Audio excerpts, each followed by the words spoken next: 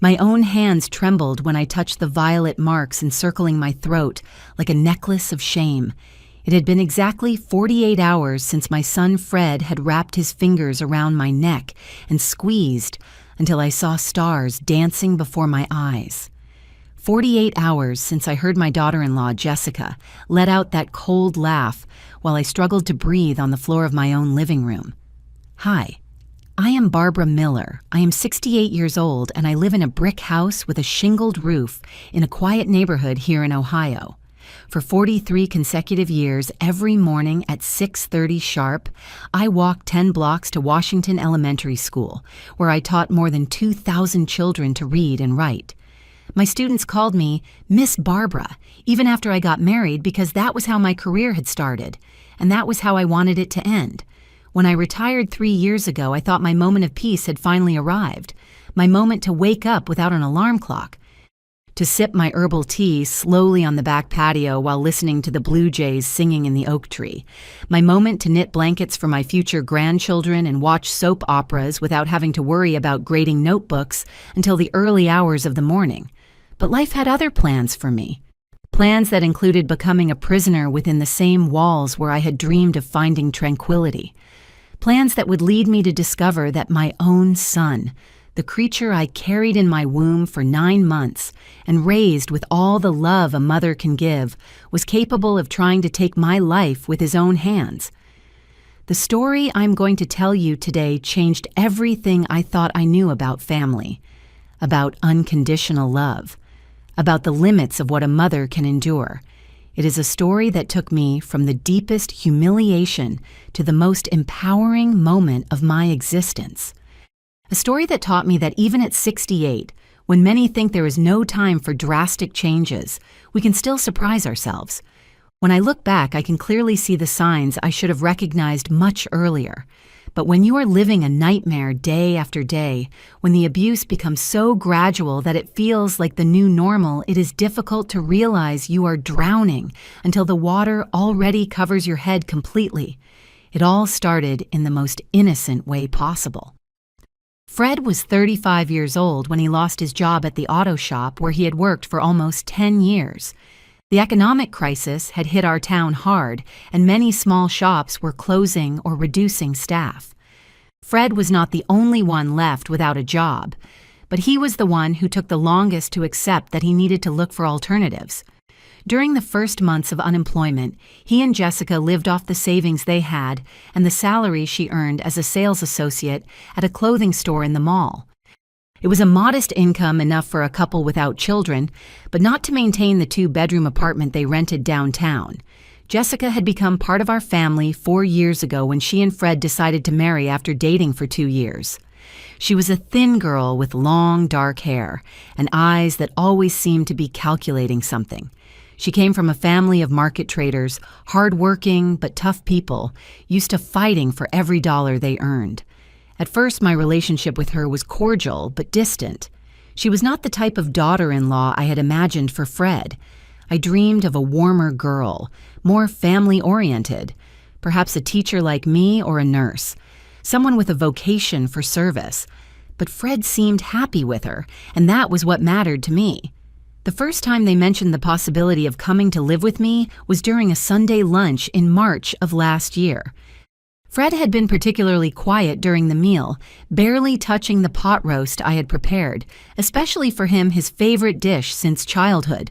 "Mom," he finally said to me when we were having tea after lunch, "Jessica and I have been talking about something important." Jessica, who until that moment had been checking her cell phone, looked up and gave him a look I could not decipher. It was as if they had rehearsed that conversation many times before coming. "We are having some financial problems," Fred continued without looking directly into my eyes. "The rent for the apartment is very expensive, and with my current salary, we are not making ends meet."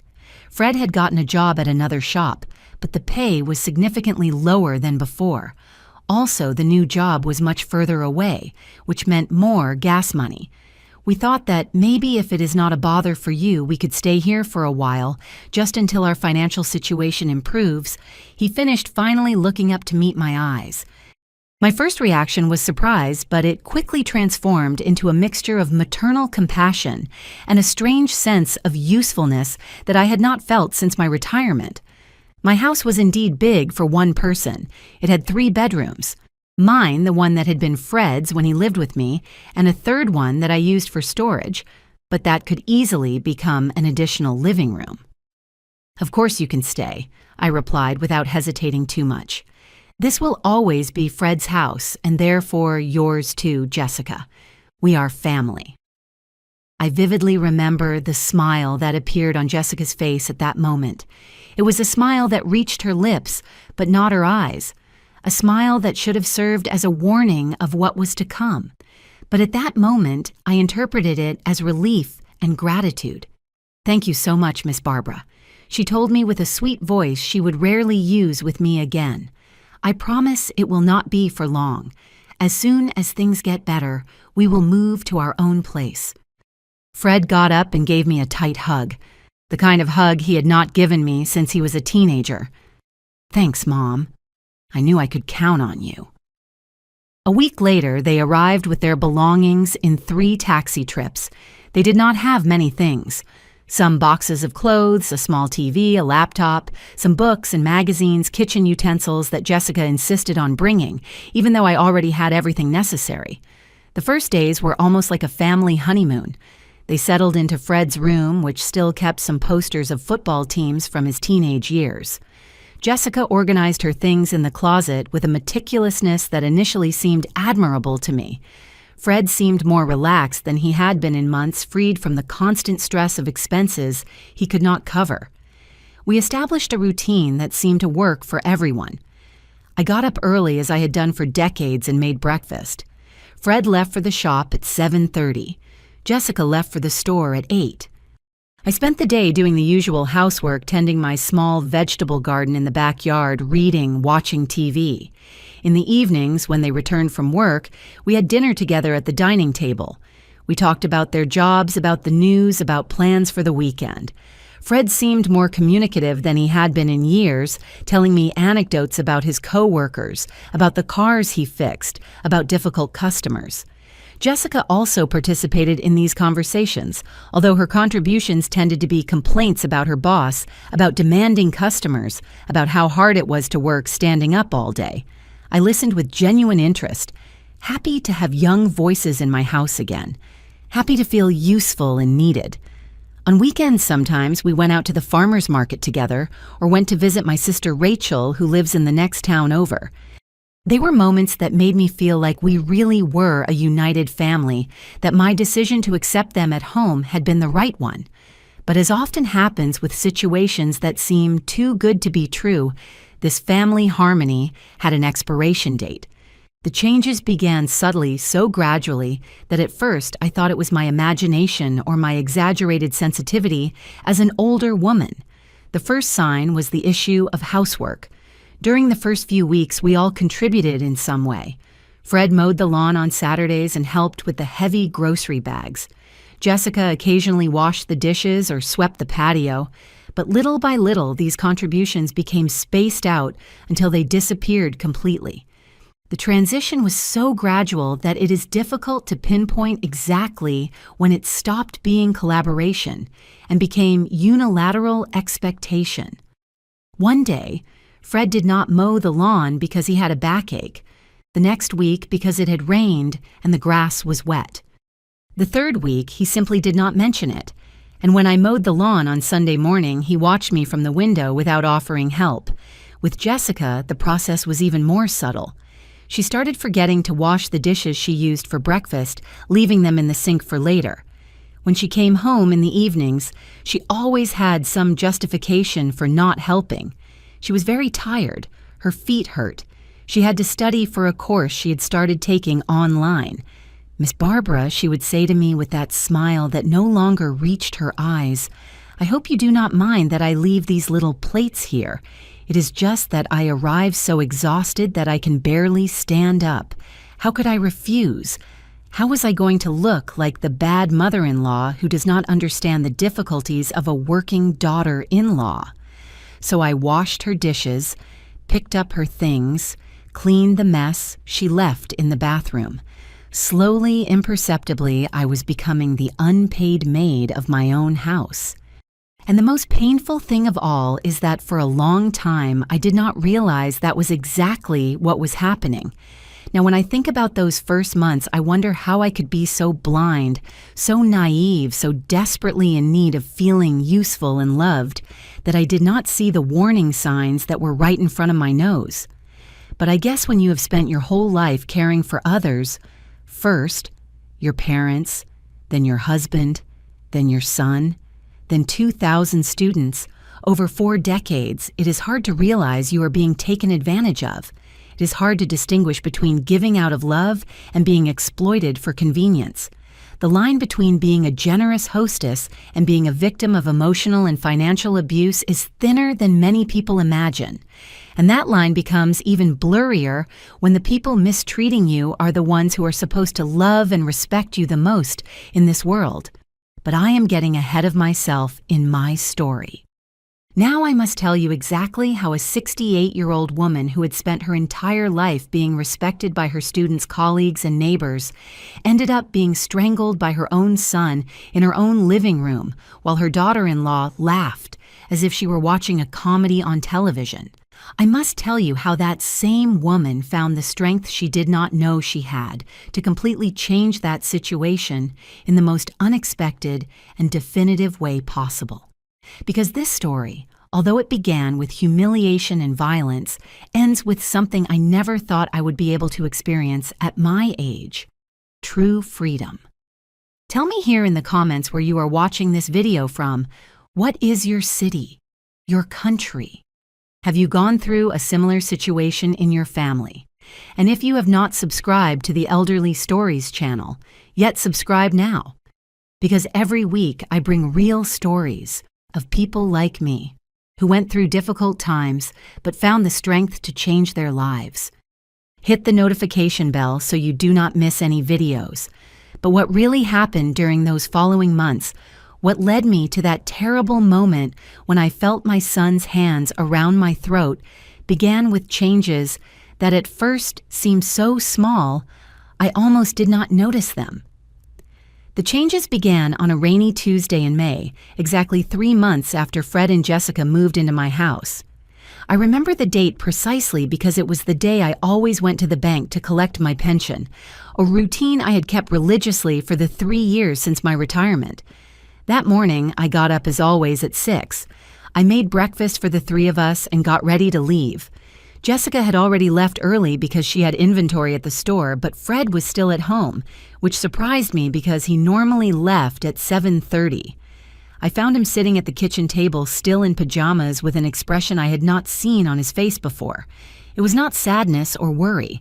It was something colder, more calculated. He had his phone in his hands, but he was not using it. He was simply turning it between his fingers while looking at me with those eyes that I no longer recognized as those of the boy I had raised. "Mom," he said to me with a strangely formal tone, "I need to talk to you about something important before you go out." My heart accelerated immediately. I thought maybe he had lost his job again, or that Jessica was pregnant, or that they had decided to move. Any of those options would have filled me with different emotions, but none prepared me for what I was actually about to hear. I sat in front of him, leaving my purse and keys on the table. The rain beat against the kitchen windows, creating a constant rhythm that somehow made the silence between us even more uncomfortable. The situation in this house needs to change. Fred began looking directly into my eyes with an intensity that made me feel like I was being interrogated. "Jessica and I have been talking, and there are things that are not working." What kind of things? I asked, although a part of me already feared the answer. "Mom, you have to understand that now we are a family here. A family works when each person fulfills their specific role. My role is to work outside the home and contribute financially. Jessica's role is to help with income and manage certain aspects of the household. And your role," he paused so long that I thought maybe he had changed his mind about what he was going to say, but no. He was just carefully choosing the words he would use to completely destroy the image I had of my place in my own home. Your role is to keep the house running. Cooking, cleaning, doing laundry, doing the shopping, all those things a house needs to function well, it is your natural contribution to this family. The words fell on me like blocks of ice. I could not believe what I was hearing.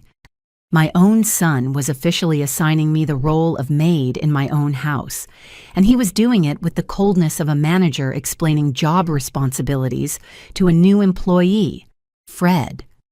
I managed to say, after several seconds of silent shock, I am not the employee of this house. This is my house, son. I live here because it is mine, not because you allow me to be here. His expression did not change. If anything, it became even harder. Mom, let's be realistic. Who pays the electric bill? Who pays the water? Who buys the food? Your pension does not even cover half the expenses of this house. If it were not for our salaries, you could not maintain this place. It was a lie.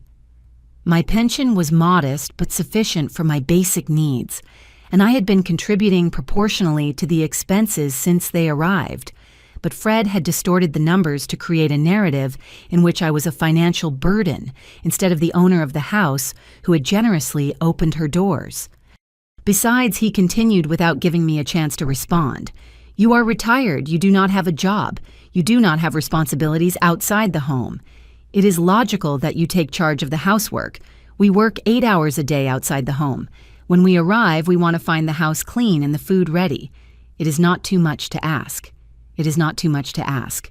I repeated his words, feeling like I was having a nightmare from which I could not wake up.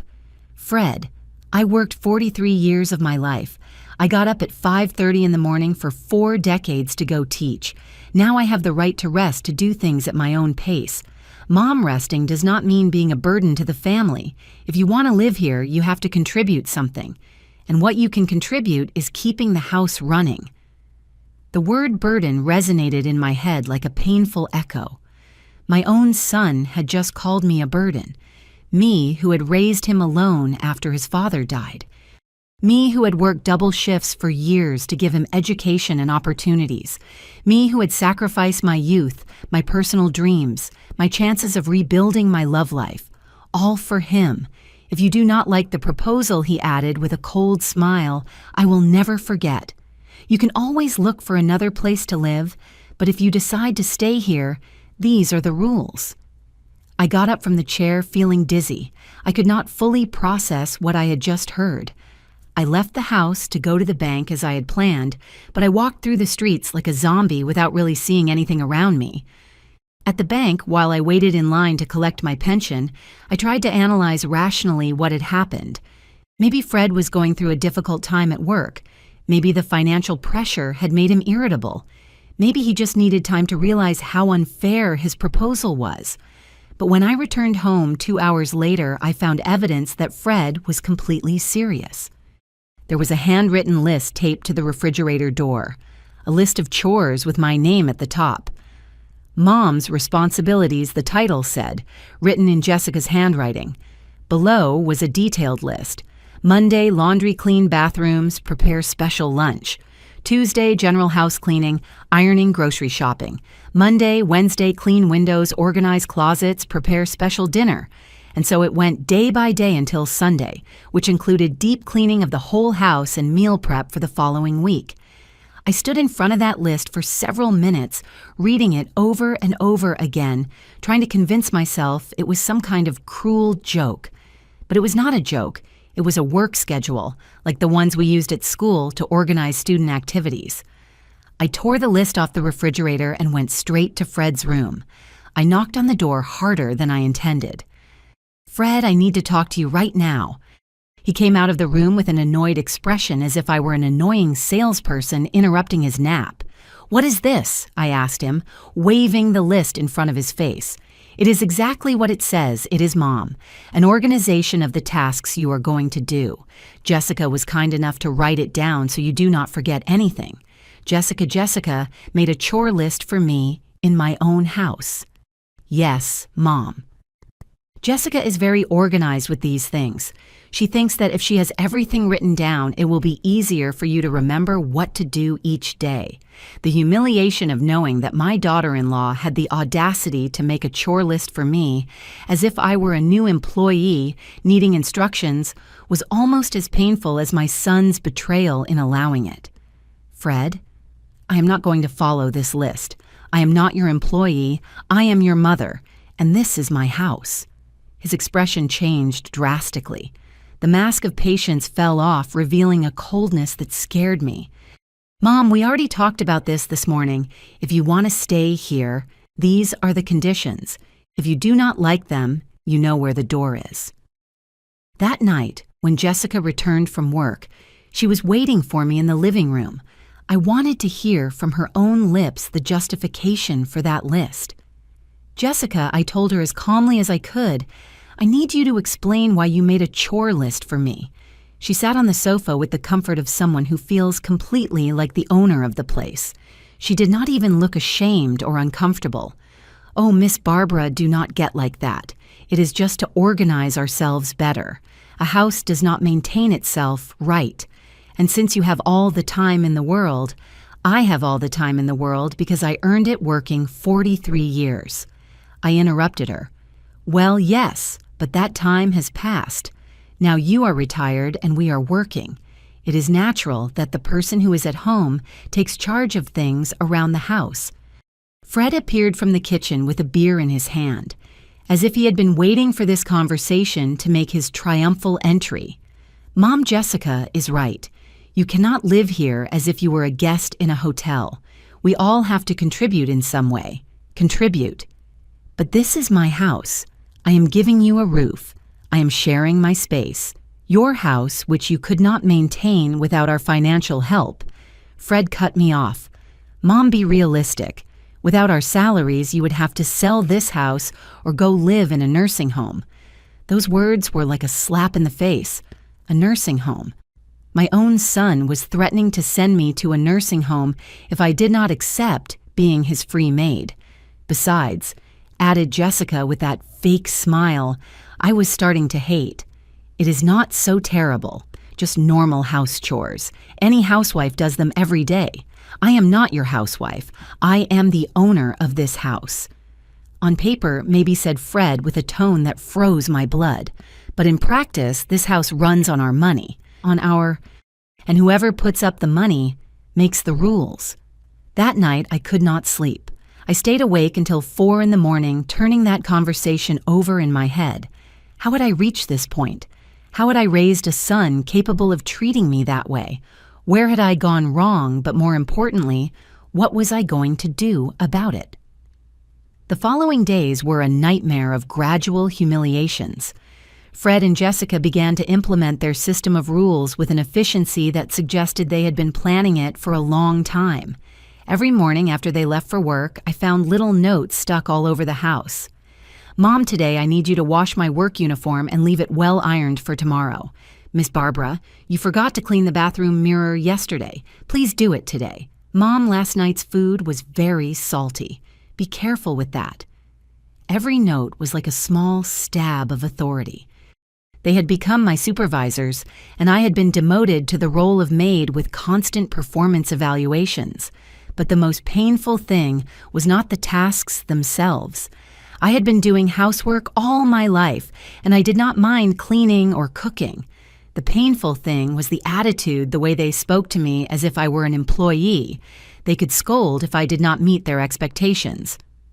Fred developed the habit of inspecting my work when he got home.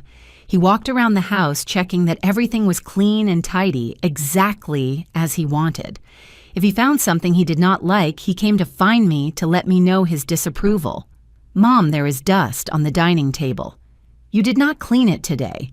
Mom, these dishes are not completely dry. You have to dry them better after washing. Mom, my shirt is not well ironed. Look here, it has wrinkles on the sleeves. Each criticism was expressed with a tone of forced patience, as if he were a boss trying to be understanding with an incompetent employee, but who had no choice but to keep her. Jessica adopted a different but equally effective strategy. She never gave me direct orders. Instead, she made casual comments that made it very clear what she expected from me. Oh, how delicious it smells of food when one arrives from work and everything is already ready. At my mom's house, it was always like that. I love arriving and finding clean and folded clothes in my room. That is real comfort. My grandmother always said that a house shows when it has a woman who really knows how to take care of it. These comments were worse than direct orders because they forced me to guess exactly what she wanted. And if I did not guess correctly, the indirect complaints came. "Oh, Miss Barbara, I see that today you did not have time to sweep the patio." Do not worry. It happens to all of us that we forget things sometimes. What a pity you could not go to the market today. We were going to make that new recipe we saw on TV. The implication was always the same. I had failed in my responsibilities, but they were generous enough to forgive my incompetence. Gradually, my daily schedule began to be structured completely around their needs and expectations. I got up at 5:30 to have breakfast ready when they woke up. I spent the morning doing the cleaning, laundry, and organization tasks they considered necessary. In the afternoon, I went to the market to buy the ingredients for the dinner they had suggested. At the end of the day, I had to have dinner prepared and served exactly when they arrived from work. My life had been reduced to an endless series of household chores, oriented to satisfy the needs and desires of two people who behaved like my employers instead of my family. But the most painful transformation was not in my daily routine, but in the way they treated me as a person. Gradually, I ceased to be Mom or Miss Barbara to become a background presence almost invisible, expected to function efficiently without requiring attention or consideration. When they got home, they no longer asked me how my day had been. They did not tell me about their jobs or their plans. They simply expected dinner to be ready, and for me to disappear discreetly while they ate and watched TV. If I tried to participate in their conversations, I received short answers and looks that clearly indicated my participation was not welcome. It was as if my only function was to keep the house running, and any attempt to exist as an individual person was a nuisance. The emotional breaking point came one Friday night, 2 months after the initial conversation with Fred. I had spent the whole day preparing a special dinner because it was Jessica's birthday. I bought expensive ingredients with my own money, cooked for 4 hours, decorated the table with flowers from the garden. When they arrived home and saw the special dinner, Jessica's reaction was not one of gratitude, but of criticism. "Oh, Miss Barbara, why did you bother so much? We were going out to dinner for my birthday. Now we feel obliged to stay here so as not to waste your work." They sat down to eat, but the whole conversation was about how inconvenient my surprise had been, how I had ruined their plans, how I had not thought to consult before doing something so elaborate. That night, after washing all the dishes from the dinner I had prepared with so much love, I locked myself in my room and cried until I ran out of tears. For the first time since Fred was a child, I felt completely alone and worthless in my own home. But what I did not know that night was that the humiliations I had experienced up to that moment were only the prelude to something much worse. Fred and Jessica were just beginning to show how far they were willing to go to keep me completely subjected to their desires. The true cruelty was about to begin, and it would lead me to that terrible moment when I would feel my own son's hands around my throat, fighting to breathe while listening to my daughter-in-law's laughter echoing in my ears. True cruelty began during the first week of August. I had developed the habit of getting up even earlier at 5 in the morning to start the coffee and warm up the house before Fred and Jessica woke up. It was my silent way of rebelling against the situation.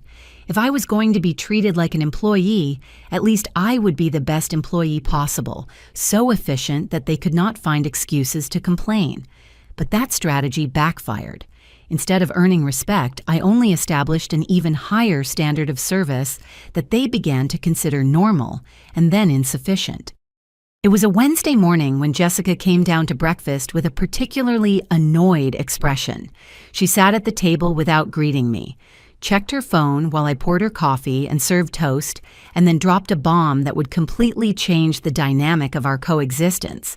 "Jessica, Miss Barbara," she told me without looking up from her screen. "My friends from work are coming for lunch here on Saturday. I need you to prepare something special to impress them." My first reaction was genuine surprise, not because it bothered me to cook for visitors, but because it was the first time I heard about this plan. "How many friends?" I asked, trying to keep a neutral tone. "6, maybe 7, if Mary can come. I want to do an elegant lunch, something that shows we know how to live well." Fred, who until that moment had been eating in silence, looked up to add his own contribution to the conversation. "Mom, this is the kind of thing we talked about when we said you had to contribute more to the family. Jessica needs to look good with her friends from work. It is important for her career." Of course, I answered automatically, although inside I was beginning to feel that familiar sensation of being manipulated. "What kind of food did you have in mind?" Jessica's eyes lit up with an emotion I had not seen since her first days in my house. She straightened in her chair and began to talk with the enthusiasm of someone who had been planning this for a long time. "Well, I thought of an appetizer, main course, and dessert. For the appetizer, maybe some savory tarts or mini quiches, but homemade, not store-bought. For the main course, roasted chicken with potatoes and vegetables, but presented nicely like in restaurants. And for dessert, that flan you make that turns out so rich. It was a menu that would take me at least 6 hours to prepare, not counting shopping time. But what bothered me most was not the work itself, but the way she was presenting it, as if it were my obligation to impress her friends, to benefit her social image. And Miss Barbara continued Jessica with that smile I had learned to fear. "I also need you to fix up the house especially well. That day, have everything perfect, okay? These women have very good taste, and I do not want them to think we live like people." "Well, you understand." No, I did not understand, or rather I understood too well what she was really telling me, that my usual level of cleanliness was not good enough for her elegant friends. Saturday arrived with intermittent rain that made the air even colder than usual. I had started preparation at 5 in the morning, making the dough for the tarts, marinating the chicken, preparing the ingredients for the flan. Fred and Jessica got up late and had breakfast while I worked in the kitchen, making occasional comments about my progress as if they were quality inspectors. "Mom, those tarts look a little big. Shouldn't they be smaller and more elegant? Miss Barbara, are you sure that chicken is going to be juicy? It looks a little dry from here." By 11 in the morning, when Jessica's friends were scheduled to arrive, I had transformed my house into something I did not recognize. Every surface had been polished until it shined. There were fresh flowers in every room. The dining table was set with my best china and linens. But when the doorbell rang and the guests began to arrive, I discovered that my work was just beginning. Jessica's friends were women between 30 and 40 years old, all well-dressed and made up with the confidence of people who are used to being served. They arrived, speaking loudly, laughing, filling my house with an energy that immediately made me feel like an intruder in my own space. Jessica introduced me to each of them, but not as her mother-in-law or the lady of the house. She introduced me as Barbara, who helps us with things around the house. The implication was clear. I was the service staff. "How lucky you are," Jessica exclaimed a woman named Patricia after tasting the tarts. "To have someone who cooks so well, I have to do everything myself in my house." "Yes," replied Jessica with that fake smile. "Barbara is very good at these things. She has a lot of experience." During the next 3 hours, I became the invisible maid of my own house. I served the plates, cleared the dirty silverware, refilled wine glasses, immediately cleaned any spill or crumb that fell to the floor.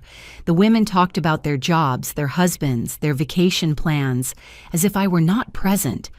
When they needed something, they told Jessica, "Could you ask Barbara to bring more bread," instead of addressing me directly. But the most humiliating thing came when they started making comments about my food and service as if I were deaf. "This tart is delicious, but maybe a little salty for my taste. The chicken is fine, although I would have seasoned it differently. The dessert is rich, but my housekeeper makes a similar one that is creamier." Every comment was an evaluation of my performance, made without regard for my feelings or dignity. These women had come to my house, eaten my food, enjoyed my hospitality, and treated me as if I were a culinary machine without emotions.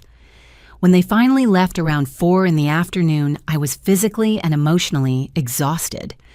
I had been on my feet for 11 hours, straight, had cooked for 8 people, had served 3 full courses, and had cleaned constantly throughout the event. My first expectation was that Jessica would at least appreciate the effort, but when the last guests walked out the door, she came to the kitchen where I was starting to wash the mountain of dirty dishes, and instead of gratitude, I received criticism. "Miss Barbara, the tarts were a little salty next time. Try to use less salt, and when you serve the wine, try not to make noise with the bottle against the glasses. It is very noticeable. Oh, and one of my friends commented that you looked a little disheveled. For next time, maybe you could fix yourself up a little more when we have visitors." Disheveled. After 11 hours of intense work, after sweating over the stove and running from one side to the other, serving her friends, she thought my problem was that I looked disheveled. That night, after washing all the dishes, cleaning the kitchen, and putting away the leftovers, I collapsed on my bed, feeling something I had never experienced before in my own home: shame of myself. Shame for having allowed myself to be treated that way. Shame for having smiled and served women who had treated me as if I were invisible. Shame for having betrayed the Barbara, who had been a respected teacher, a dignified professional, a woman with self-worth. But the humiliation of Jessica's lunch turned out to be only the first act of a much crueler play, because Fred had been watching the whole dynamic, had seen how submissive I had become, and had decided it was time to implement the next level of his plan. The following Monday, when I arrived in the kitchen at 5 in the morning, as I had been doing for months, I found another list taped to the refrigerator. But this one was not like the previous ones. This one was much more detailed, more specific, and more humiliating. "New rules for the operation of the house," the title said, written in Fred's handwriting. The list included things like 1. Mom must have breakfast ready exactly at 6:30 a.m. If it is not ready at that time, breakfast will not be served that day. The house must be completely clean before 9 a.m. every day. This includes vacuuming, mopping, cleaning bathrooms, and making beds. 3. Lunch must be prepared by 12:30 p.m. every day, even if we are not going to be home. The food must be kept warm in case we decide to return. Mom cannot use the living room TV between 6 p.m. and 11 p.m. That is our relaxation time. 5. Mom cannot receive visitors without prior permission from Fred and Jessica. Mom must keep herself presentable at all times. This means being dressed appropriately and with hair done before 7 a.m. There were 17 rules in total. 17 ways in which my son and daughter-in-law had decided to control every aspect of my existence in my own home. I read the list 3 times, each time feeling smaller, more insignificant, more trapped. They were not suggestions or requests, they were orders. And the clear implication was that if I did not follow them, there would be consequences. When Fred came down for breakfast that morning, I had the list in my hands and was trembling with indignation. "What is this?" I asked him, waving the paper in front of him. "It is exactly what it says it is, Mom. Rules so the house runs better. Jessica and I have noticed that lately you have been a little careless with some things. We thought having everything in writing would help. Fred, these are not rules for a house. This is like a rule book for an employee." "Well," he replied with that cold smile he had perfected. If the shoe fits, I was speechless. My own son had just confirmed that he considered me his employee, not his mother, not the owner of the house where he lived for free, not the woman who had sacrificed everything to raise him, his employee. And Mom, he added while spreading butter on his toast with the casualness of someone discussing the weather. If any of these rules bother you too much, you can always move to a place where you do not have to follow them. But as long as you live in this house, this is what we expect. That veiled threat became the constant background of my life during the following weeks. Every morning I woke up knowing that every small action would be evaluated according to those 17 rules. Every meal I prepared, every surface I cleaned, every interaction I had with them was subject to their system of inspection and criticism, and they took their role as supervisors very seriously. Fred developed the habit of making inspection rounds when he arrived from work, walking through the whole house with an air of authority that reminded me of the inspectors from the Department of Education who occasionally visited my school. "Mom, there is dust on this shelf. Did you not clean it today?" "Mom, this food is too seasoned. Remember, we do not like very spicy food. Mom, your clothes look wrinkled. Did you not read the rule about keeping yourself presentable?" Jessica adopted a more subtle approach but equally effective. She made casual comments that clearly referenced the rules without mentioning them directly. "Oh, how nice to arrive home and find everything perfectly clean." It shows when someone really follows an organized system. I love that the food is always ready exactly on time. That shows true professionalism.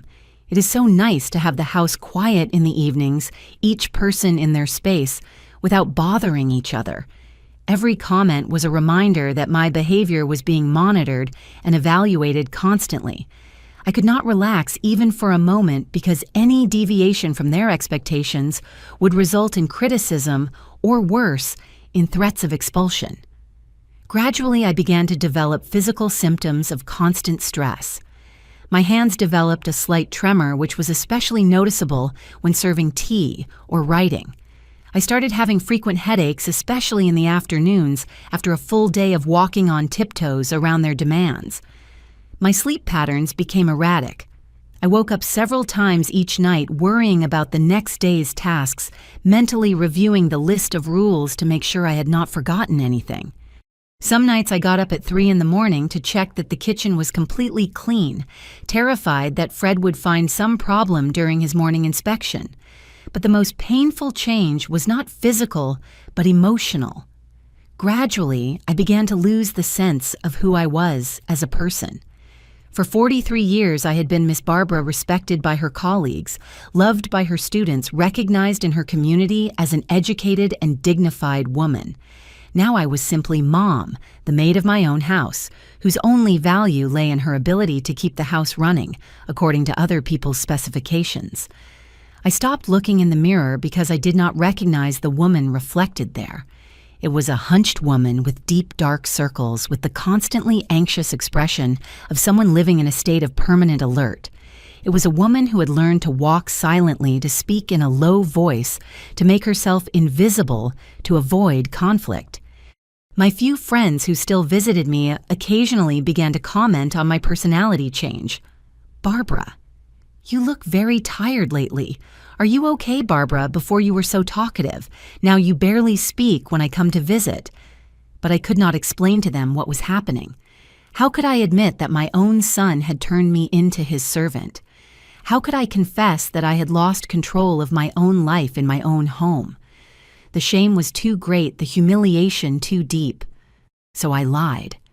I said I was tired because of age, that having young people at home required a lot of energy, that I was happy to be able to help my son during a difficult time.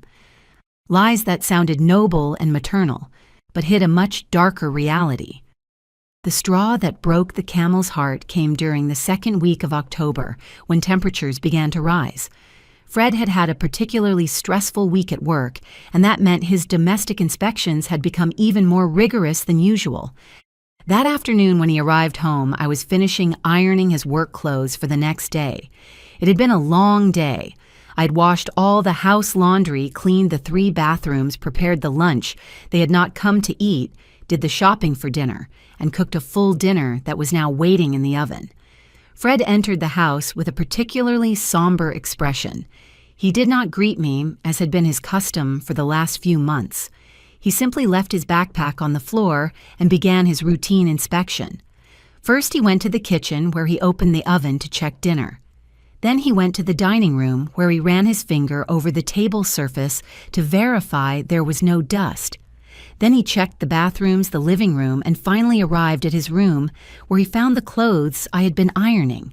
He took one of his shirts, held it up against the window to examine it against the light, and then I saw something in his expression that scared me.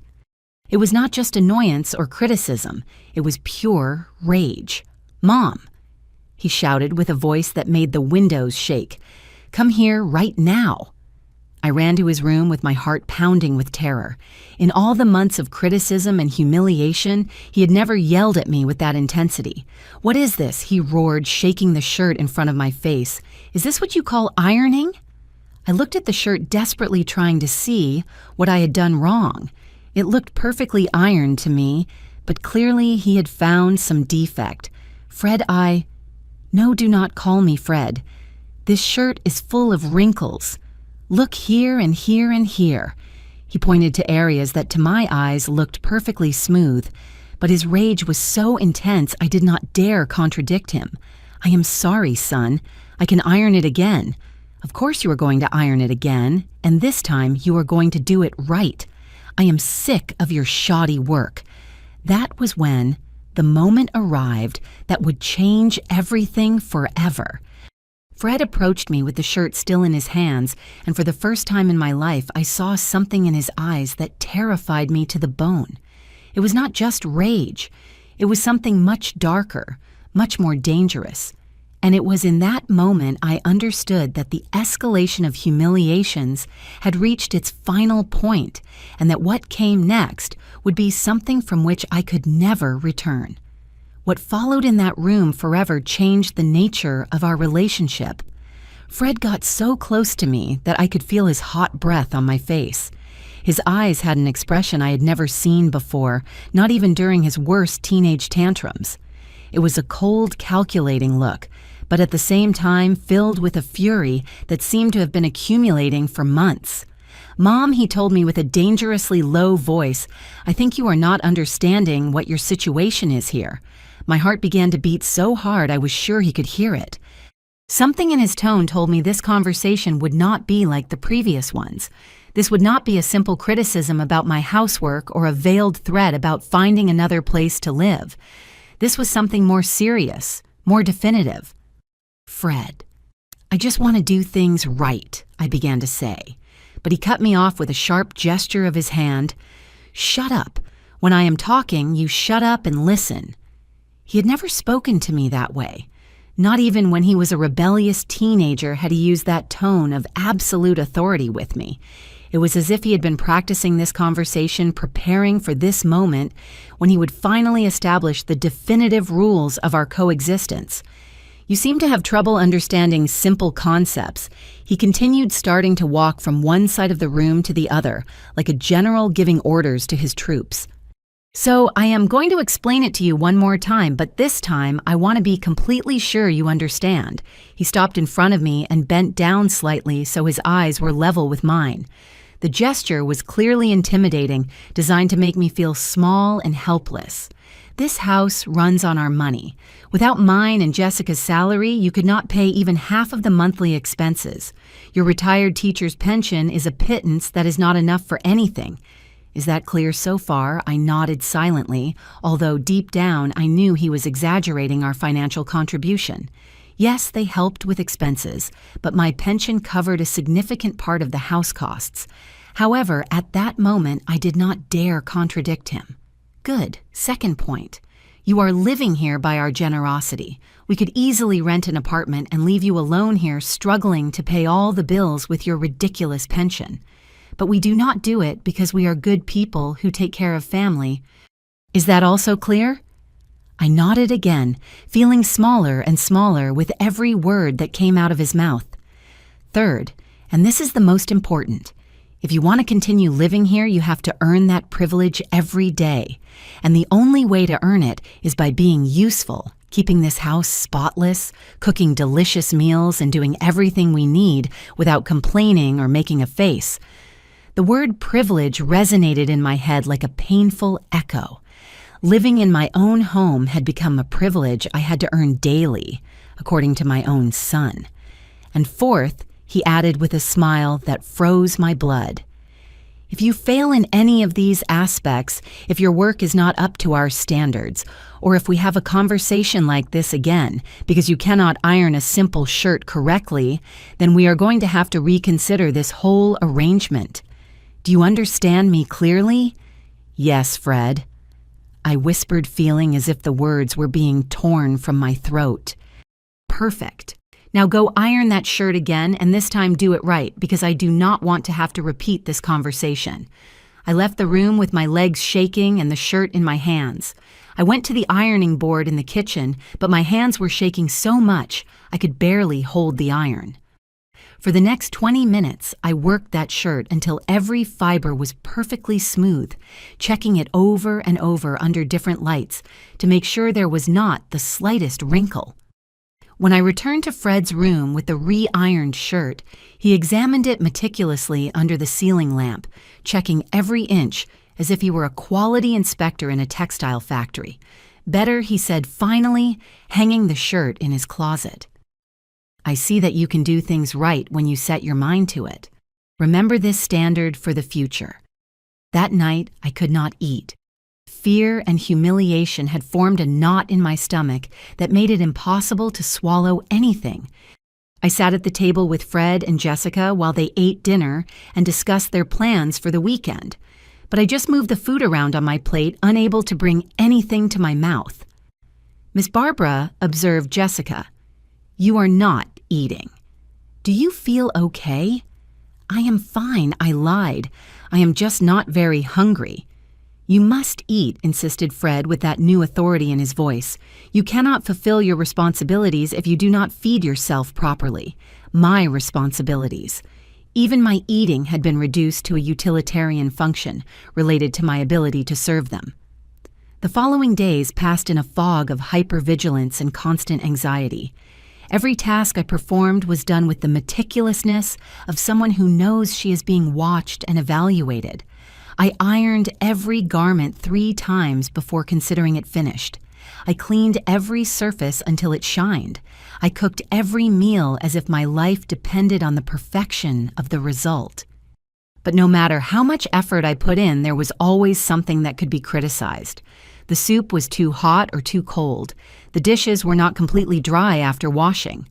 There was a microscopic spot on the bathroom mirror that I had overlooked. Fred had developed what I can only describe as an addiction to criticism.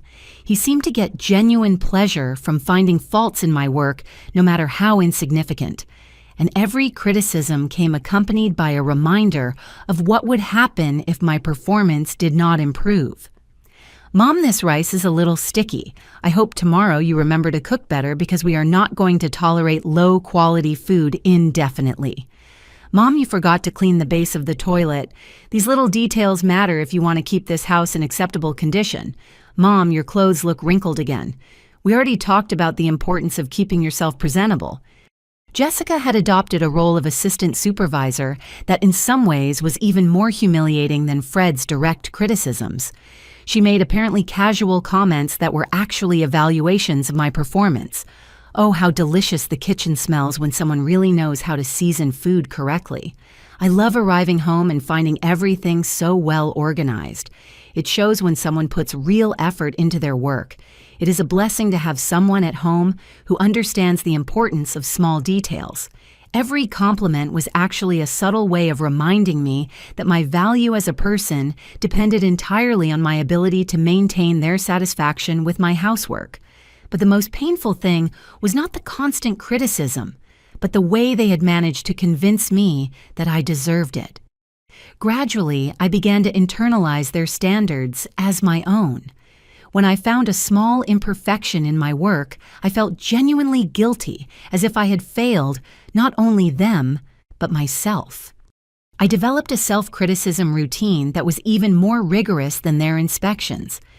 Every night before going to bed, I mentally reviewed everything I had done during the day, looking for mistakes, planning how I could improve the next day. I had become my own harshest supervisor.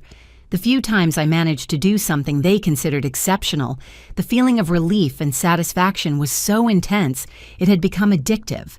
I lived for those rare moments when Fred said, "Good job, Mom," or when Jessica commented that the food was perfect. Those small recognitions had become the only source of self-esteem I had left. My outer world had shrunk until it almost completely disappeared. I stopped receiving friends because there was always some urgent task to do. I stopped going to church on Sundays because that was the day designated for weekly deep cleaning. I stopped reading, listening to music, doing any of the activities that used to give me pleasure. My identity as Miss Barbara the teacher, the educated woman, the person with her own thoughts and interests had been systematically eroded until the only thing left was my function as the house maintainer. It was as if I had forgotten that I was ever anything other than an unpaid maid. The final break came during the last week of October, on a day that had started like any other, but would end up changing everything forever. It was a Friday, and I had spent the week preparing for another lunch Jessica had organized this time to celebrate a coworker's birthday. I had spent 2 days cooking elaborate dishes, decorating the house, making sure everything was perfect according to the increasingly high standards they had established. The lunch had gone well. The guests had praised the food. The house looked spotless, and for once it seemed Jessica was genuinely satisfied with my work. After the last guests left, I was in the kitchen washing the mountain of dishes and utensils left over from the event. Fred arrived from work earlier than usual, apparently in a good mood because of some positive news he had received at the shop. He entered the kitchen, whistling a tune I did not recognize, and for a moment I thought maybe he would congratulate me on the success of the lunch. Instead, he went to the refrigerator, grabbed a beer, and started telling me about his plans for the weekend. He and Jessica had decided to go visit her family in Chicago and would be gone until Sunday night. "Mom," he told me.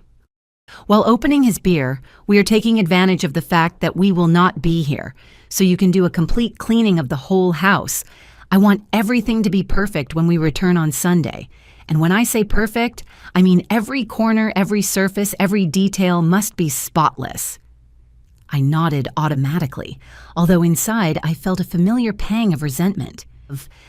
After 2 intensive days preparing lunch, the prospect of spending a whole weekend cleaning the house from top to bottom exhausted me just thinking about it. "Also," continued Fred, "I need you to wash and iron all our clothes for next week and reorganize our closet because it is a little messy. Oh, and clean the windows on the outside too because they look dirty." The list kept growing for the next 10 minutes. By the time he finished, he had added enough tasks to keep me busy all weekend without a moment of rest. "And Mom," he added almost as an afterthought, "we do not want you to receive visitors while we are away.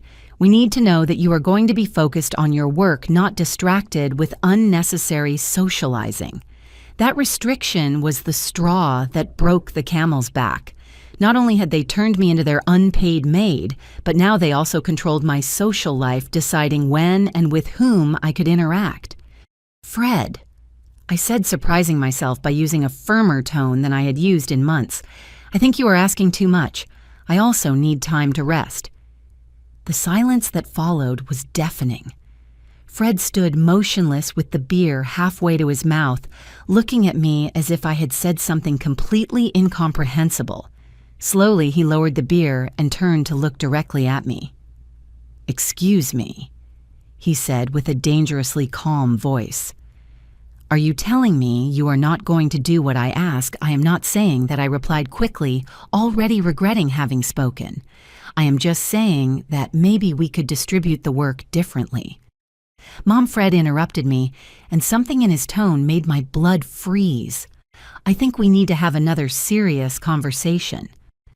Jessica appeared in the kitchen doorway at that moment as if she had been waiting for this confrontation. She leaned against the door frame with her arms crossed, clearly preparing to enjoy the show. "Sit down," Fred ordered me, pointing to a chair at the kitchen table. I sat obediently, feeling like a child about to be scolded for bad behavior. "It seems you have forgotten some important things we discussed a few weeks ago." Fred began, starting to walk around the table as he spoke. "Specifically, it seems you have forgotten your place in this house and what your responsibilities are." "Fred, No!" he roared with an intensity that made me jump in the chair. Do not speak when I am speaking." The volume of his voice was so sudden and so violent that I was paralyzed with shock. In all the time I had known him, he had never yelled at me with that fury. "You are going to listen to what I have to say, and you are not going to interrupt even once, is that clear?" I nodded, feeling tears forming in my eyes. "Good, now I am going to remind you of some basic truths that you seem to have forgotten. First truth, this house is maintained with our money. Without us, you would be living on the street or in a nursing home. Second truth, your only contribution to this family is doing housework. Third truth, if you cannot fulfill those tasks without complaining, then you have no value to us." Every word was like a stab at my self-esteem. Fred had reduced my entire existence to my usefulness as a maid and was making it very clear that even that usefulness was questionable. Fourth truth, he continued getting closer to where I was sitting. "You are a useless old woman who should be grateful that someone wants her in their house. Any other family would have sent a woman like you to a nursing home a long time ago." Tears began to roll down my cheeks. The words, "useless old woman," stuck in my heart like knives. My own son, the person I had loved more than my own life, was telling me I was useless, that I was a burden, that I should be grateful for the privilege of being his slave. "And fifth truth," he said, stopping directly in front of me, "if I hear one more complaint, one more objection, one more word of protest about anything I ask you to do, you leave this house immediately. Is that absolutely clear?" I nodded between sobs, completely shattered by the cruelty of his words. "I cannot hear you," he said sarcastically. "Answer out loud." "Yes, it is clear," I managed to whisper. "Perfect now. Go prepare dinner. And I hope it is delicious, because after this little demonstration of ingratitude, you are going to have to work extra hard to regain my trust." I got up from the chair with shaking legs and headed toward the stove.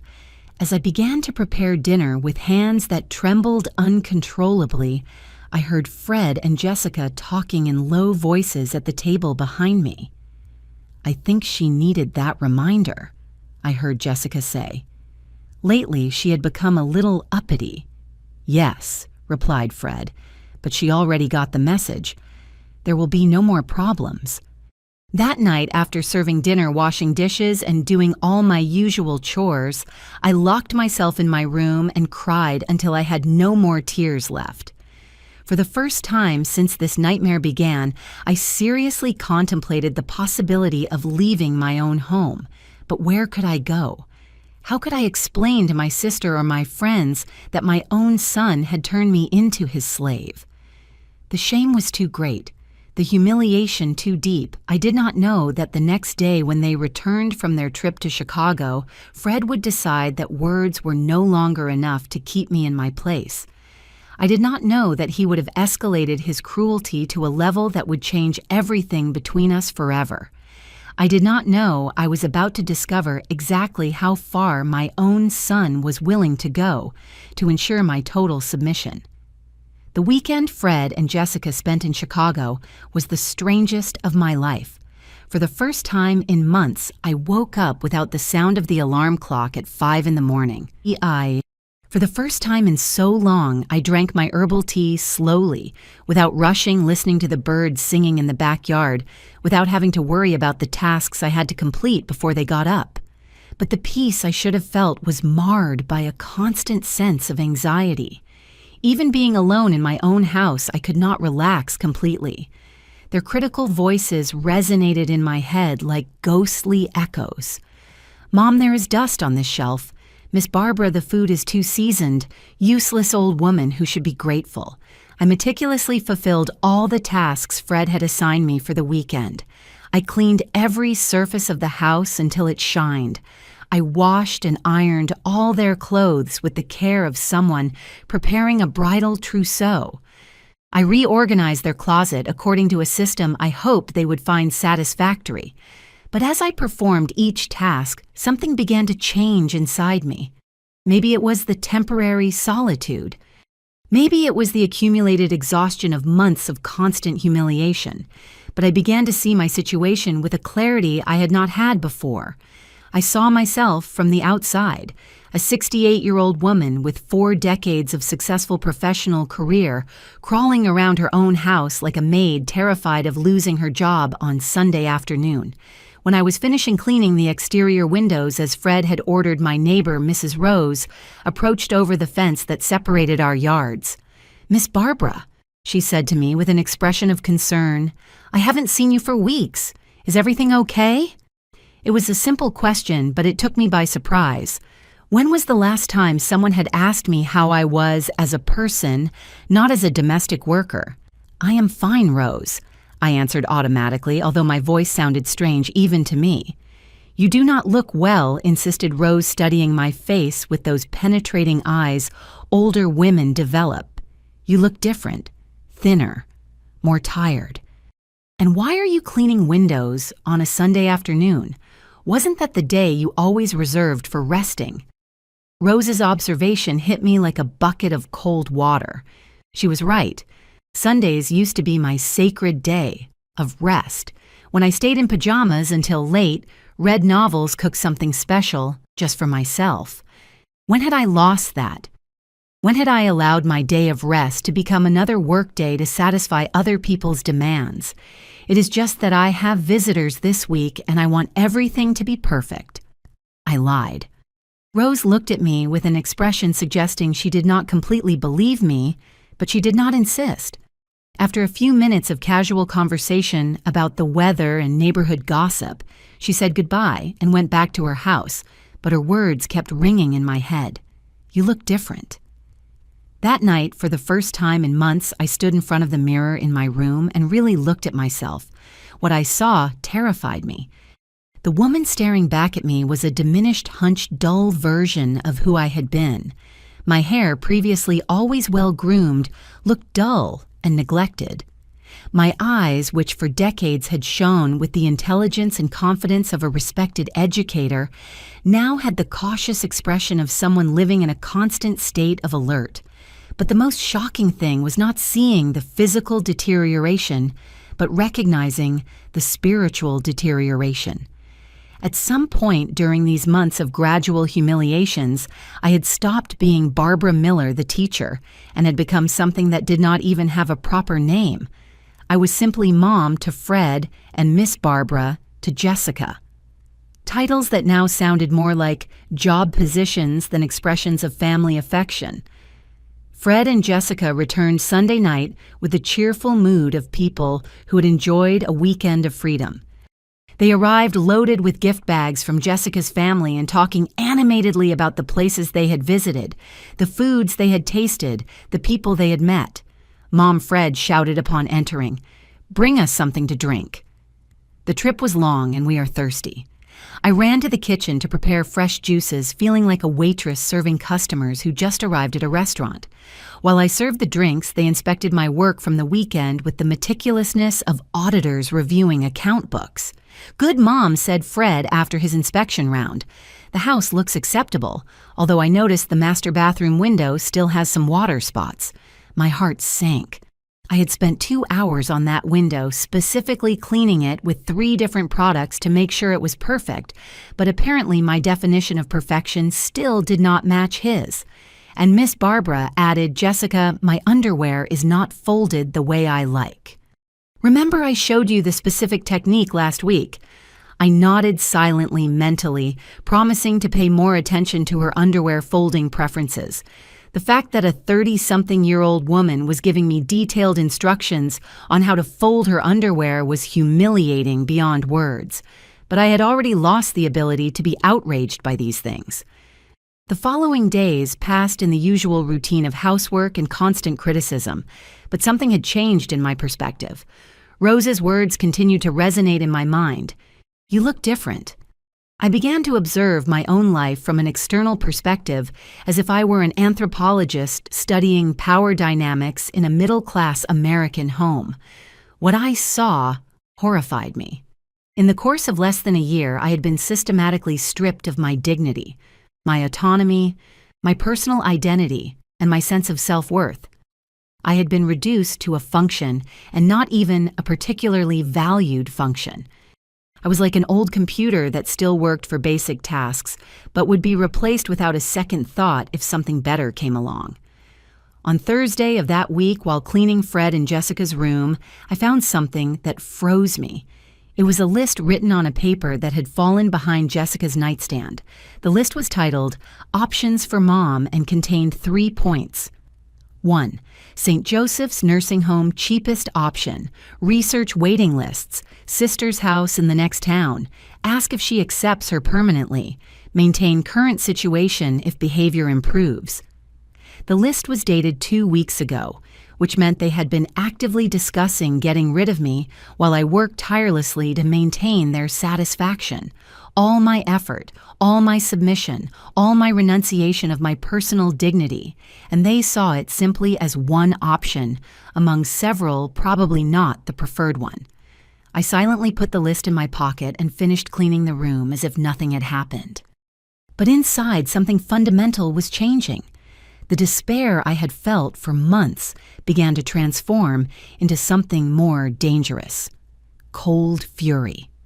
That night, after serving dinner and washing dishes, I locked myself in my room and really thought about my situation for the first time in months. Not from the perspective of how I could improve my performance to satisfy them, but from the perspective of what options I really had.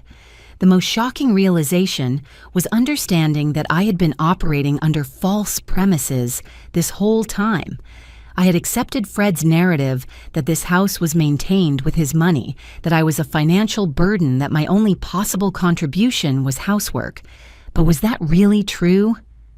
That early morning, with more mental clarity than I had had in months, I did something I had not done in a long time. Simple math. I calculated my actual expenses versus my retirement income and realized something surprising. My pension was more than enough to maintain the house if I lived alone. The huge expenses Fred constantly mentioned were largely the result of maintaining 2 additional people with expensive tastes and consumption habits I had never had. More importantly, I began to remember something that had been suppressed under layers of psychological manipulation. This house was mine not by Fred's grace, not conditionally, not as a privilege that could be revoked. It was mine by absolute legal right inherited from my mother, with deeds bearing my name and only my name. This revelation was like waking up from a dream. For months, I had been living in my own house as if I were a tolerated tenant, grateful for the privilege of cleaning and cooking for people who treated me like an unpaid maid. But the legal reality was completely different. They were the ones living in my house by my generosity. Friday morning, after Fred and Jessica left for work, I did something I had not done in months. I left the house without leaving a note explaining where I was going or when I would return. I walked to the downtown area and went directly to the notary office, where the inheritance papers had been processed when my mother died. Mrs. Miller greeted the notary, an older man I vaguely remembered from years ago. "How can I help you? I need a certified copy of the deed to my house." I told him with a clarity in my voice that surprised myself, and I need legal confirmation of who has rights over that property. Half an hour later, I left the notary with documents confirming what deep down I had always known, but had allowed Fred to distort. The house on Oak Street was the absolute and exclusive property of Barbara Miller. There were no co-owners. There were no conditions. There were no limitations. It was mine, period. Walking back home with the documents in my purse, I felt something I had not experienced in months: power. For the first time since this nightmare began, I had something Fred did not know I had: complete knowledge of my legal rights and documentary evidence to back it up. But I also knew that having legal papers would not be enough. Fred had shown he was capable of sophisticated psychological intimidation and brutal emotional manipulation.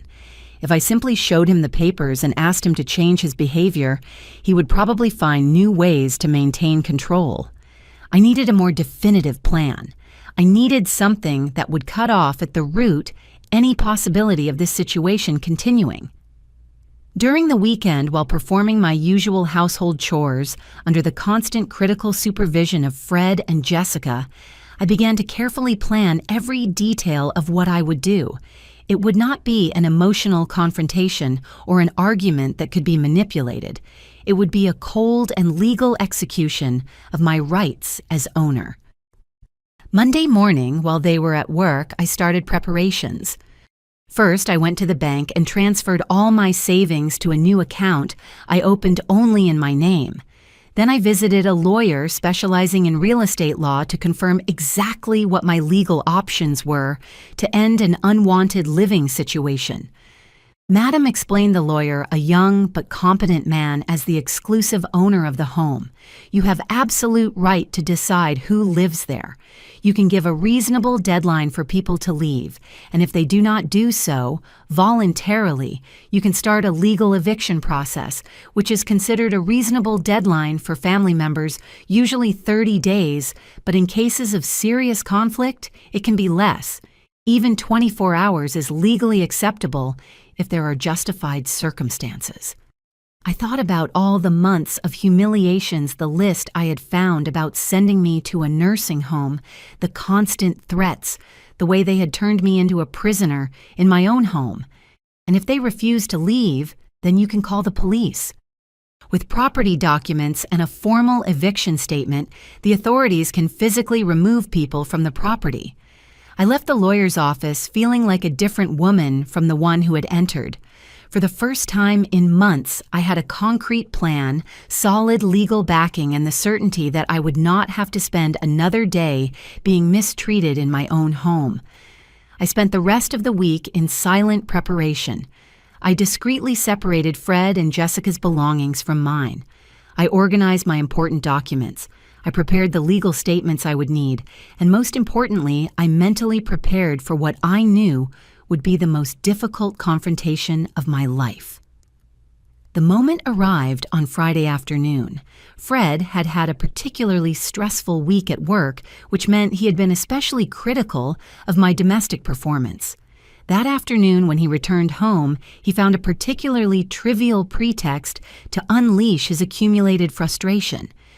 I had prepared roast chicken for dinner, using the same recipe I had successfully used dozens of times.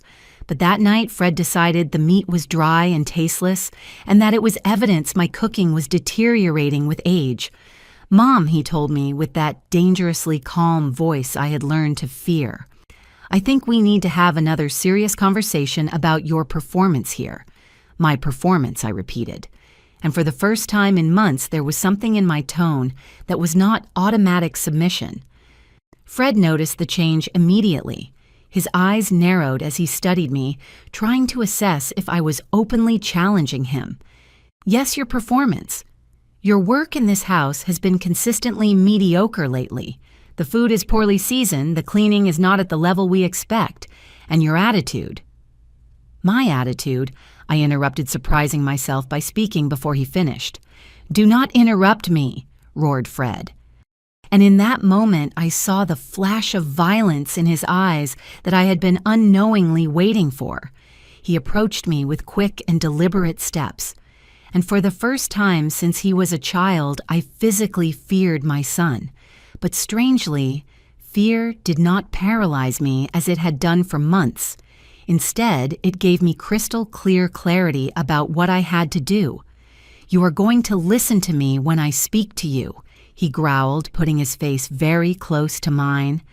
"And you are going to show the respect I deserve in my house." "Your house," I repeated calmly, and something in my tone made him stop. "Yes, my house, because I maintain it. I pay the bills, He did not finish the sentence because at that moment I did something that changed everything. I smiled, a small, calm smile that contained all the months of repressed humiliation and all the anticipation of what was about to happen. Fred saw that smile, and something in his expression changed. It was as if he had recognized on an instinctive level that the balance of power had fundamentally shifted. "What are you laughing at, useless old woman?" he asked me, but there was uncertainty in his voice now. It was then that I took the documents out of my pocket, unfolded them calmly, and put them on the kitchen table where he could see them clearly. "This house is not yours, Fred," I told him, with a voice I did not recognize as mine, so calm and sure. "This house is mine, completely mine, and tomorrow morning you and Jessica are leaving." The silence that followed was absolute. Fred looked at the documents. Then he looked at me. Then he looked at the documents again. It was as if his brain could not fully process what he was seeing and hearing. You cannot," he began to say. But the words faded when he understood that I could. "I have absolute legal right to decide who lives in my house." I continued with the same supernatural calm. "And I have decided that you no longer live here. Live." It was at that moment that the reality of the situation completely hit Fred. And it was when he showed exactly who he really was, beneath all the psychological manipulation. Why, instead of accepting defeat with dignity, instead of recognizing that he had abused my hospitality for months, he decided to resort to physical violence. His hands closed around my neck before I could react. The pressure was immediate and intense, cutting off my breath and sending waves of panic through my nervous system. But even as I struggled to breathe, even as I saw black spots dancing in my vision, a part of my mind remained strangely clear. "Obey me, always useless old woman," he roared while strangling me. "Now go prepare the food." And from the other side of the kitchen, I heard something that froze my blood even more than Fred's hands around my throat. Jessica's laughter, a genuine, delighted laugh, as if seeing a 68-year-old woman being strangled was the funniest entertainment she had seen in weeks. But instead of destroying my resolve, that laugh solidified it, because in that moment, I understood that I was not dealing with family members who had lost their way or who were going through a difficult time. I was dealing with genuinely cruel people who enjoyed my suffering. When Fred finally let me go and I fell to the floor coughing and struggling to regain my breath, he stood over me with an expression of satisfaction. "Now you understand how things are going to be," he told me. "Forget about those papers. Forget about your crazy ideas. You are going to do exactly what I tell you, when I tell you, or next time will be worse." But as I slowly got up from the floor with my throat burning and heart pounding, one thing was absolutely clear in my mind. That had been the last time anyone would lay hands on me in my own home. The Fred who had strangled his own mother had made the biggest mistake of his life. Because he had transformed a cold legal decision into something personal and irreversible. The next day, when Fred and Jessica left for work as if nothing had happened, as if the night before they had not shown exactly who they really were, I put the last phase of my plan into motion. The marks on my neck were still fresh, painful to the touch, but my determination was stronger than any physical pain I could feel. At 8 a.m. sharp, I called the locksmith. "I need you to change all the locks on my house today," I told him. "It is urgent." At 9, I called a moving company. "I need you to pack and remove all the belongings of 2 people before 5 in the afternoon." At 10, I went to the nearest police station to make a formal complaint for domestic violence, showing the marks on my neck and providing my detailed testimony about the months of psychological abuse and the physical aggression of the night before. During all these arrangements, I felt a calm I had not experienced in months. It was as if I had finally regained control over my own life, as if I had woken up from a nightmare that had lasted too long. For the first time since Fred and Jessica had moved into my house, every decision I made was mine. Every action was directed towards my own well-being instead of towards the satisfaction of people who did not value me. At 2 in the afternoon, when the workers from the moving company finished packing and loading all of Fred and Jessica's belongings into their trucks, my house looked completely different. It was as if it had been liberated from an oppressive presence that had been choking its natural energy. The spaces looked wider, the air felt cleaner, even the light coming through the windows seemed brighter, At 3, the locksmith finished installing the new locks. He handed me the keys with a kind smile and said, "Madam, this is a very nice house. I hope now you can enjoy it in peace." He did not know how right he was. At 4, I returned to the police station to pick up the official documents of my complaint and the restraining order I had requested. The officer in charge explained that Fred was prohibited from approaching my home for a minimum period of 6 months, and that any violation of this order would result in his immediate arrest. When Fred and Jessica arrived home that afternoon, they found their belongings packed and stacked on the sidewalk in front of the house. They found the locks changed and a note stuck to the door, clearly explaining the situation. They had been formally evicted from the property. There was a police complaint against them for domestic violence, and any attempt to enter the house or contact me would result in immediate legal consequences. I heard Fred's screams from inside the house. I heard when he pounded on the door, when he shouted threats, when Jessica cried and begged, but I did not open the door. I did not respond to their screams. I did not give in to the emotional manipulation they had perfected for months. Instead, I sat in my living room on my own sofa in my own house and drank a cup of herbal tea, while listening to their voices fade as they understood that this time there was no turning back, that they had lost all the power they thought they had over me, that they had finally faced the consequences of their actions. The feeling of liberation was so intense that I cried, but they were not tears of sadness or regret. They were tears of relief, of gratitude towards myself for finally finding the strength to defend my dignity of joy, for having recovered my home. The first days after the expulsion were like rediscovering my own life. I woke up when I wanted to wake up without an alarm, without rushing, without the constant anxiety of having to fulfill an endless list of household chores. I ate my breakfast slowly, reading the entire newspaper for the first time in months. I walked through my house, enjoying the silence, the order, the peace. Little by little, I began to recover aspects of my personality that I had lost during the months of abuse.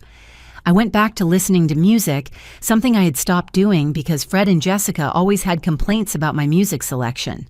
I went back to cooking meals that I liked without having to worry about criticism or special demands.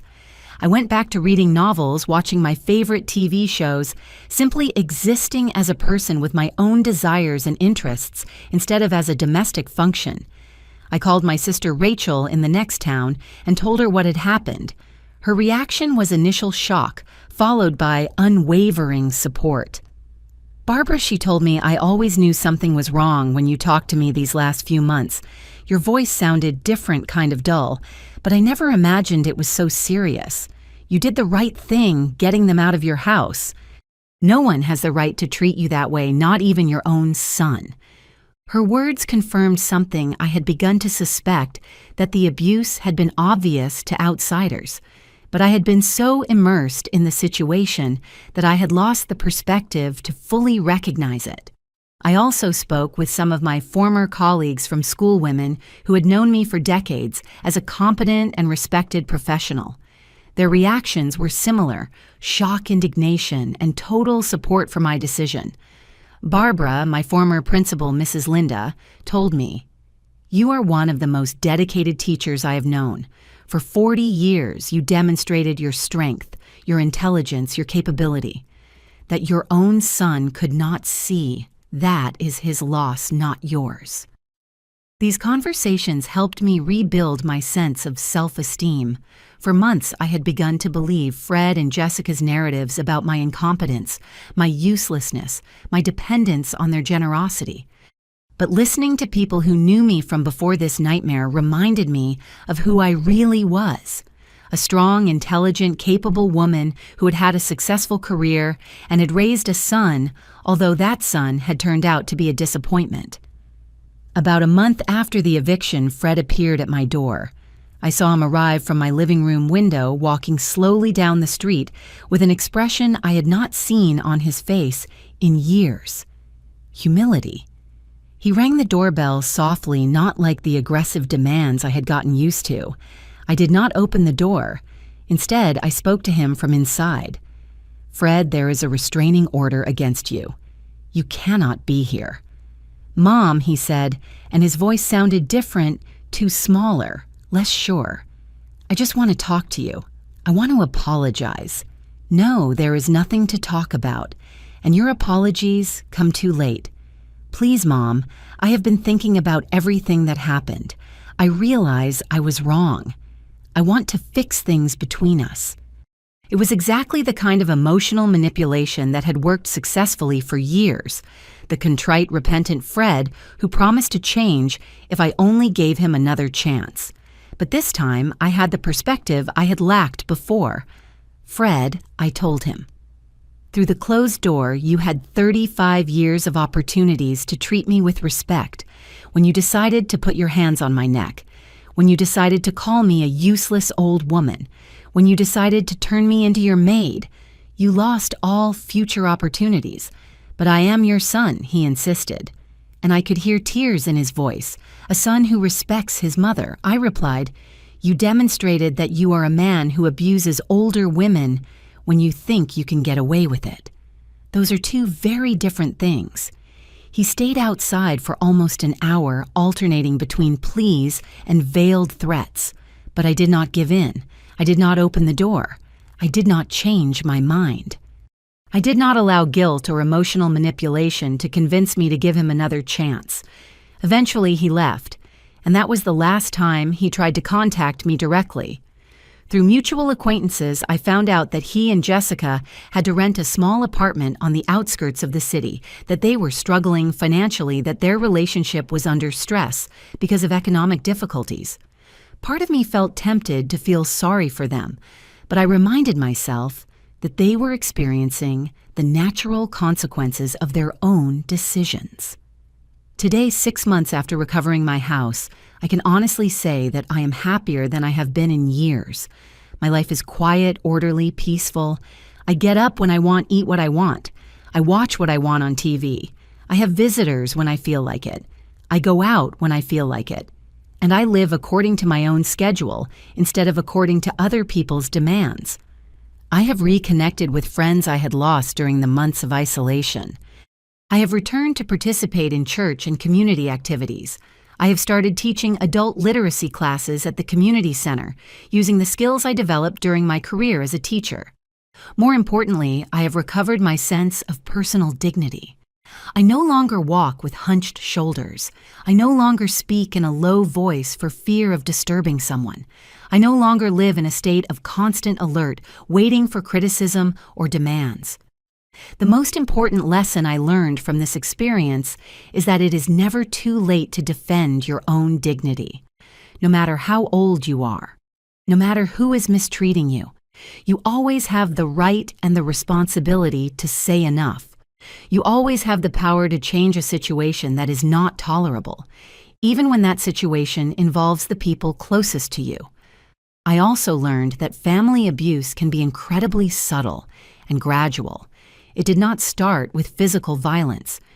It started with small disrespects, constant criticism, and the gradual erosion of my personal boundaries. By the time it reached physical violence, I had already been conditioned to accept levels of mistreatment that would have been unthinkable at the beginning. That is why it is so important to recognize early signs. When someone begins to control your time, when they begin to constantly criticize your work or your appearance, when they begin to isolate you from your friends and activities, when they begin to make you feel guilty for having needs or desires of your own. If you are watching this video and recognize some of these signs in your own life, I want you to know that you are not alone, that you have options even when you feel you do not, that you deserve respect and dignity, regardless of your age, your economic situation, or your relationship with the people who are mistreating you. I also want you to know that seeking help is not betraying your family. Protecting yourself is not being selfish. Setting boundaries is not being cruel. You have the fundamental right to live without abuse, and that right does not disappear because the person hurting you is your son, your husband, your daughter-in-law, or any other relative. My story ended well because I was lucky enough to have legal and financial resources that allowed me to take decisive action. But I understand that not all people are in the same situation. If you are facing abuse but feel you have no options, I encourage you to seek out local support organizations for victims of domestic violence. Talk to social workers. Consult with lawyers about your rights. Connect with support groups for people in similar situations. Help exists, but sometimes we have to be active in seeking it. And the first step is always to recognize that what is happening is not right, that you deserve better, and that you have the right to fight for a more dignified life. If my story touched you in any way, if it helped you see your own situation more clearly, if it gave you hope that change is possible, even in the most difficult circumstances, I ask you to help share this message with other people who may need to hear it.